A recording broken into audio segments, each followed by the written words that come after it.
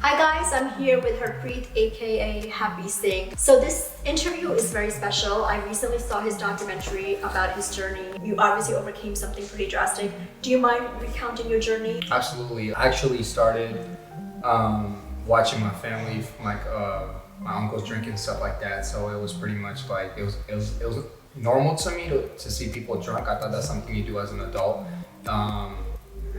But I was always against it for some reason. One day I trusted one of my uncles and they went ahead and poured some Red Label for me, in the back of his liquor store, and I took a swig and it made me really happy. And I was like, I just wanted to start dancing and just be happy. I'm like, what is this? And just like magical juice. I want to feel like this all the time. How did that escalate? I started drinking with my friends. I started getting friends involved, and one thing led to another. I started stealing alcohol from my pops. I was introduced to more substances, like started cocaine at 7. I was actually 16. It was my 17th birthday, I believe. I was expecting my friends to have like a cake for me and stuff, and instead they had like these lines on this like platter, and then went ahead and I just took it, and it changed my life.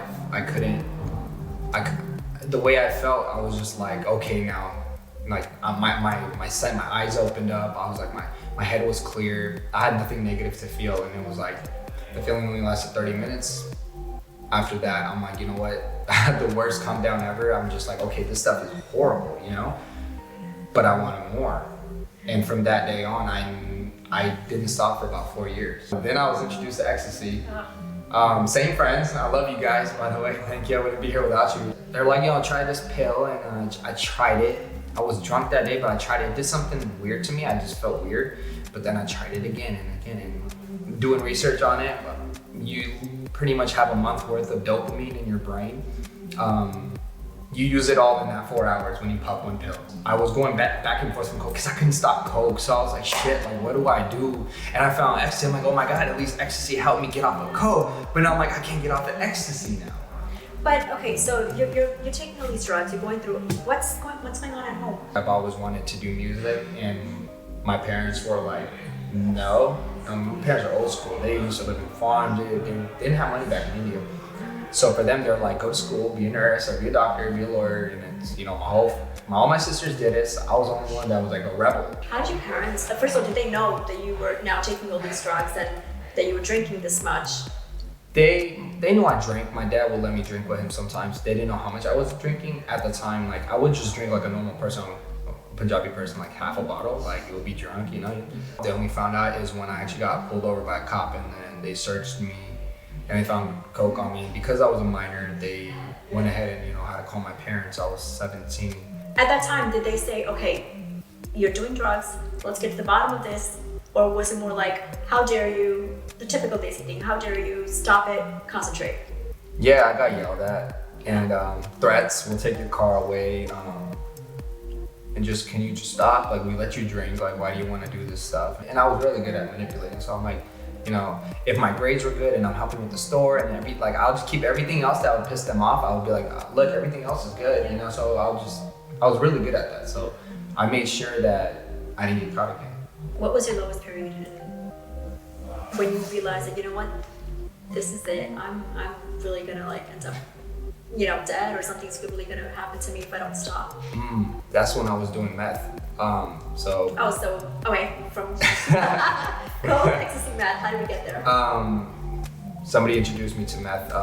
It's glass, but if you crush it up, it looks like coke. So try this. Sure, I was high for 12 hours. I did one line, I was high for 12 hours. Usually like coke lasts 30 minutes. So I was like, you don't want to do it again because that feeling is horrible. But you did. I did for like 2 years, yeah. That's when I lost my job. I lost, respect for my family. I lost all my weight. I was like 115 pounds. I wasn't eating, I was drinking, and that drug is crazy because when you're high for 12 hours, that's when I was drinking my 750, the whole bottle. My dad literally went to every liquor store and they're like, why are you selling my son liquor? Like, he's about to die and you guys know he's buying like 2 bottles a day. So the couple liquor stores banned me, like, you know what, we don't want to deal with your dad, but I found other ones, I found a way. I was stealing. I didn't care. I walked into Albertsons, I'm like, I dare someone touch me. Like, I just that's when you hit rock bottom, you know, and it's like, because I went, after even going to jail, even after being arrested, even after doing time, after all that didn't scare me. I came out, I'm like I would just be worse, and I'm like, where is this headed? Like, and eventually, like, I lost everybody. Nobody was hitting my phone. I wasn't partying. I was just making music. I was in the garage making music 24 hours a day because this drug does not let you sleep. So I was up for like 7-8 days. Eventually, you know, I started having like really bad, I don't know if it was panic attacks or what it was, but my heart was starting, my chest like would just start like, I couldn't breathe anymore. So every time I'd take a breath, like my chest would just go in, and then I couldn't get more air in, and I was like, this is it, you know, like I had back-to-back ambulances pick me up like from the house. It was crazy. Or my parents are just rushing me to the ERs and stuff, and like, you know. You never felt like, oh my God, like seeing your parents panicking, scared for you, it never stopped you, and you never felt like, what am I doing to them? No, I didn't. I had anger. I had anger because I guess I was so passionate about wanting to do what I was wanting to do, but the thing is, I didn't know how to get there either. I literally was so desperate. I was just trying to do whatever I can, and yeah, I mean, to a point, one time I even went to like a train thing to like jump off a bridge because I was like, I was done. So you went to the bridge? Yeah, why? To jump off? Yeah. But then you didn't do it? I didn't do it. What stopped you? My drug dealer. Yeah, he's like, I got some stuff for you. He's like, I'll make everything better. So yeah, he pulled up, he picked me up. I think I was paranoid, you know. Once you don't sleep, you feel like everyone's after you, and then you're already messing with your mind. And then like, I was like threatening my parents, and I was like, cause my dad hid all his alcohol from me, so I'll go crazy. I'll be screaming, I'll be hitting myself. I'll like scratch my whole head up. I had like cuts for like months, like bleeding. Like I would like go crazy. Like I would make holes all into the wall, and it's like, obviously that wasn't me. That's why my parents like, we know that wasn't you. That's why we kept you in the house. If this was anybody else, like they'd be kicked out in a second, you know? How did you pull yourself out? One day I was up for like a whole 8 days, and I was waiting for somebody to pick me up with one of my boys, and he's like, you know, and he had a plug to the drug dealer too, so he would give me drugs and then he would give me to a studio. I was waiting for him, he never pulled up. So I sat in my room, and I'm like sitting in my room and I'm waiting, and I just knocked out. And I woke up 18 hours later, and I didn't want to do nothing no more. I went into the fridge, I had my first meal, and my mom saw it, some rice, some chicken curry, like some prawn tails. I just warmed them up. I was so hungry, my plate was this big, but my stomach had shrunk so much. I mean, I literally had 3 bites and I was full. Right. So I was like, I had this clean feeling inside. I was like, I think like this is it. Definitely something, you know, stronger out there to help me out. You know, I didn't do it on my own. I literally woke up and I didn't want to do drugs anymore, so I know it wasn't me, you know? That was it, cold turkey. Cold turkey. And Everything. but what about like having withdrawal and your body wanting it? Nothing. Yeah. Really? If anything, I craved a little bit of cigarette, but I was like, you know what? Like, if I can stop everything else, I just cut it out. It was like, I didn't say anything. I was like, you know, because I've stopped a lot of times. I'll stop for a week. I'll stop for a couple. Right. I was like, you know what? Like, I was waiting for it. I was like, something's gonna piss me off. Something's gonna happen, and nothing, man, nothing. I kept eating every day. I remember, yeah. And then slowly, my appetite got bigger, and you know, the ball kept rolling, and I started hitting the gym. And instead of asking my parents, like, hey, can I take the car or something, I started, you know, taking the bike, and I was like, I'm gonna get stronger, and I started hitting the gym.